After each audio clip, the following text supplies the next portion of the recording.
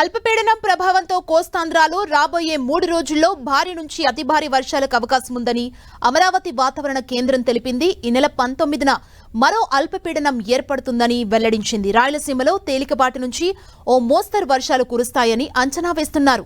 గంటకు 30 నుంచి 40 కిలోమీటర్ల వేగంతో ఈదురుగాలులు వీస్తాయన్నారు. వర్షాల నేపథ్యంలో లోతట్టు ప్రాంతాల ప్రజలు అప్రమత్తంగా ఉండాలని విపత్తు నిర్వహణ సంస్థ సూచించింది.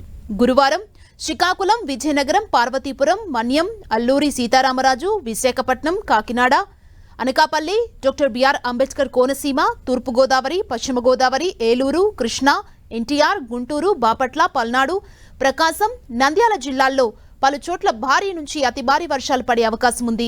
మిగిలిన చోట్ల ఓ మోస్తరు వర్షాలు కురిసే అవకాశం ఉందన్నారు.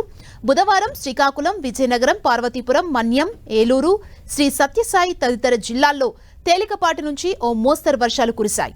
అత్యధికంగా శ్రీకాకుళం జిల్లా ఆముదాల వలసలో 44.75 మిల్లీమీటర్ల వర్షపాతం నమోదైంది.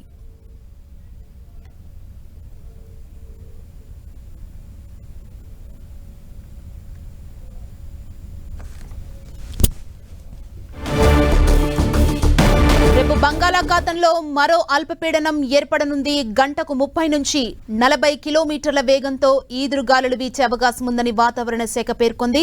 లోతట్టు ప్రాంతాల ప్రజలందరూ అప్రమత్తంగా ఉండాలంటూ సూచన చేసింది. ఏపీలో రాబోయే 3 రోజుల్లో భారీ నుంచి అతి భారీ వర్షాలు కురిసే అవకాశం ఉన్నట్లు వెల్లడించింది వాతావరణ శాఖ.